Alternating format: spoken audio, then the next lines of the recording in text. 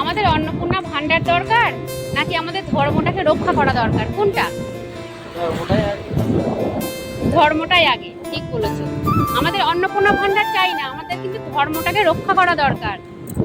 যে ধর্মটার ওপরে মানুষ অত্যাচার শুরু করে দিয়েছিল এই সরকার আসার আগে, কি বলেছিল? ধমকি দিচ্ছিল যে কি আমরা আবার যদি জিতি তখন তোদের দেখে নেবো। তাহলে আমাদের ধর্মটা যদি আজকে এই সরকার যদি না আসতো তাহলে কিন্তু আমাদের ধর্মটা কিন্তু রক্ষা করা যেত না। তা অন্নপূর্ণা ভান্ডার নিয়ে কেউ লড়ালড়ি করো না, আন্দোলন করো না।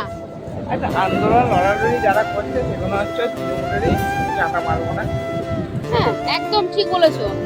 তাই যারা আন্দোলন করছো না তারাও কিন্তু আমাদের হিন্দু ধর্মেরই করছো।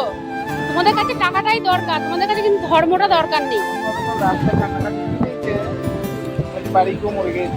আচ্ছা, আমরা যখন অন্নপূর্ণা ভান্ডার বলো, লক্ষ্মী ভান্ডার বলো যখন পাইনি তখন কি আমরা চলিনি?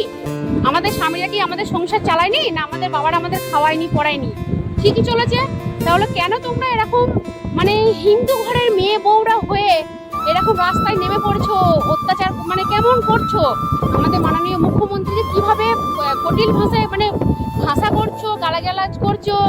হ্যাঁ, এই সরকার দরকার নেই। তাহলে তোমাদের অন্নপূর্ণা ভান্ডারটাই আগে, ধর্মটা আগে নয়।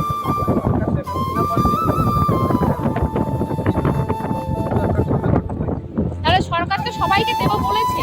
হ্যাঁ, যারা সঠিক প্রাপ্য তারাই কিন্তু পাবে। হ্যাঁ, যার ঘরে চাকরি করে, যার বাড়িতে দুতলা তিনতলা বাড়ি, হ্যাঁ, সবসময় যারা সোনার নেকলেস, সোনার হার, সোনার পলা করে থাকে তারাও যদি পায়, সেটা কি ঠিক? যে সঠিক প্রাপ্য তারই পাওয়া উচিত। তা তোমরা যেভাবে করছো এটা করো না। হ্যাঁ, আমাদের সরকারকে, নতুন সরকারকে সঠিকভাবে কাজ করতে দাও, একটু সময় দাও।